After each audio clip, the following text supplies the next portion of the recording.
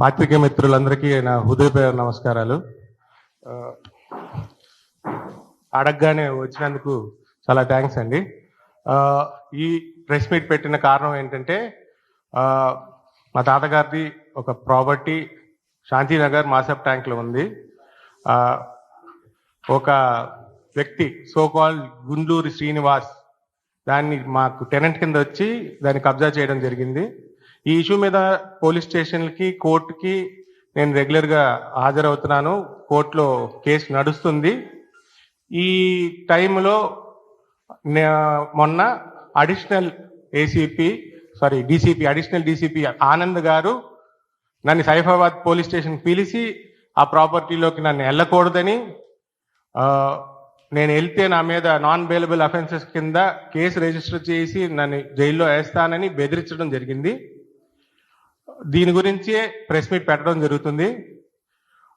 నా లైఫ్కి థ్రెట్ ఉందని నేను ఎన్నిసార్లు అడిగినా, ఎన్ని కంప్లైంట్లు పెట్టినా ఇదే పందాలో జరుగుతూ వస్తుంది. కాబట్టి నేను మీ హెల్ప్ తీసుకుని నెక్స్ట్ కమిషనర్ గారిని కలవడం, తర్వాత అవసరమైతే ఇంకా హైయర్ అథారిటీస్ని కలిసి అవసరమైతే సీఎం గారి అపాయింట్మెంట్ కూడా తీసుకుని కలవాలని కోరుకుంటున్నాను. ఇన్ డెప్త్ వెళ్తే 1966లో మా తాతగారైన శ్రీ ఎస్వి రంగారావు గారు ఈ ప్రాపర్టీని పర్చేస్ చేయడం జరిగింది. ఆ తదనంతరం ఆయన చనిపోవడం, ఆ తర్వాత మా ఫాదరు, మా ఆంటీసు అందరూ జాయింట్గా రైట్ హోల్డర్స్ అయ్యారు. ఆ తర్వాత మా ఫాదర్, మదర్ చనిపోయాక మేము దాంట్లో లీగల్ హైర్స్ అయ్యాం మా మేనత్తలతో పాటు. 1995-96 టైంలో మా మేనత్త గారి ప్రాపర్టీని ఈ శ్రీనివాస్ గారికి లీజ్ చేయడం జరిగింది. ఆ లీజు కట్టక, రెంట్ సరిగా కట్టట్లేదని డిఫాల్ట్ అయితే 1998లో మా మేనత్త గారు కోర్టుకు వెళ్ళారు. ఆ కోర్టులో మనకి జడ్జ్మెంట్ వచ్చింది, ఇతను వెకేట్ చేయమని చెప్పి ప్రాపర్టీ హ్యాండ్ ఓవర్ చేసి రెంట్స్ డ్యూస్ కట్టమని వచ్చింది. ఆ తర్వాత ఏం జరిగిందంటే, అతను హైకోర్టుకి వెళ్ళి స్టే ఆర్డర్ తెచ్చుకున్నాడు. ఆ తర్వాత ఒక ఫోర్జ్ డాక్యుమెంట్ తయారు చేశాడు. ఏది, నేను, మా అన్నయ్య, మా సిస్టర్ ప్రాపర్టీని క్లెయిమ్ చేస్తూ అతనికి అమ్మినట్టు. ఇదంతా జరిగే టైంలో నేను మెడ్రాస్లో ఉన్నాము. మాకు అసలు ఏ న్యూస్ తెలియదు. సడన్గా ఒక న్యూస్ తెలిసింది, ఇలాగ ప్రాపర్టీ ఇదైందని, అతని పేరు మీదకి మారిపోయిందని తెలియగానే మనం అన్ని కనుక్కుంటే ఏం తెలిసిందంటే, ఈ ఫోర్జ్ డాక్యుమెంట్ పెట్టుకుని కోర్టుకి వెళ్ళి రాంగ్ అడ్రసెస్కి, తప్పుడు అడ్రసెస్కి అతను నోటీసెస్ పంపించి కోర్టు ద్వారా ఎవికేషన్, అది ఎలా చెప్పాలంటే కోర్టు ద్వారా మేము అటెండ్ అవ్వట్లేదని మమ్మల్ని ఎక్స్ పార్టీ చేసి కోర్టు ద్వారా ఈ ప్రాపర్టీని రిజిస్టర్ చేయించుకోవడం జరిగింది. ఈ విషయాలన్నీ తెలిసాక 2008లో మేము సిసిఎస్కి వెళ్ళి కంప్లైంట్ చేయడం జరిగింది. ఆ తర్వాత ఇన్వెస్టిగేషన్ జరిగాక కోర్టు ద్వారా మా సిగ్నేచర్స్ అన్నీ కూడా ఎఫ్ఎస్ఎల్కి వెళ్ళి, ఎఫ్ఎస్ఎల్ నుంచి ఈ సంతకాలు మేము పెట్టలేదని ప్రూవ్ అయ్యాక పోలీసు వారు, సిసిఎస్ పోలీసు వారు 390/2017 ఛార్జ్ షీట్ ఫైల్ చేశారు. ఈ ఇన్వెస్టిగేషన్ జరిగే టైంలో పెండెన్సీ ఆఫ్ ది ఇన్వెస్టిగేషన్ అతను మా బ్రదర్ని ట్రాప్ చేయడం జరిగింది.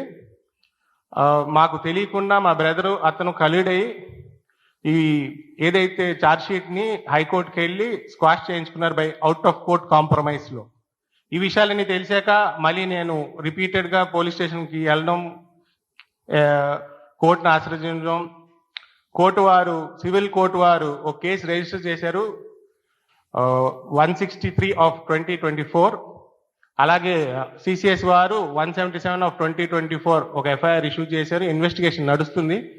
కానీ ఇతను మా పాత బిల్డింగ్ని డెమాలిష్ చేసి అపార్ట్మెంట్ కడుతున్నాడనే విషయం, ఈ శ్రీనివాస్ కడుతున్న విషయం తెలిసి నేను కోర్టు వారిని రిక్వెస్ట్ చేస్తే, after through out investigation second additional judge గారు, చీఫ్ జస్టిస్ గారు ఇంజెక్షన్ ఆర్డర్ ఇచ్చారండి.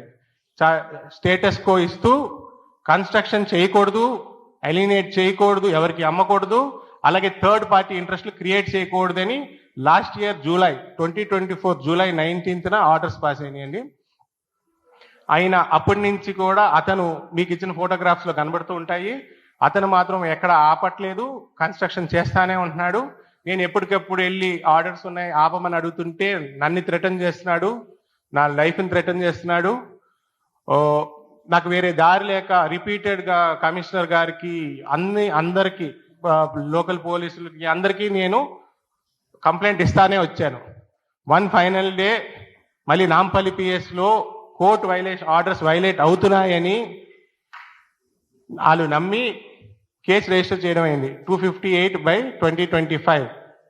కానీ అతను కన్స్ట్రక్షన్ ఆపట్లేదు. నేను ఎప్పుడు వెళ్ళి ఏవి అడిగినా నేను ఎవరినైనా తీసుకుని సపోర్ట్కి తీసుకెళ్ళి కన్స్ట్రక్షన్ ఆపుతుంటే ఇప్పుడు ఈ రిపీటెడ్గా నేను కన్స్ట్రక్షన్ ఆపుతున్నానని అతను మరి ఎలాగా మభ్య పెట్టాడో లేనిపోని చెప్పాడో పోలీస్ స్టేషన్లోను కోర్టులోను లేనిపోని చెప్తూ వస్తున్నాడు.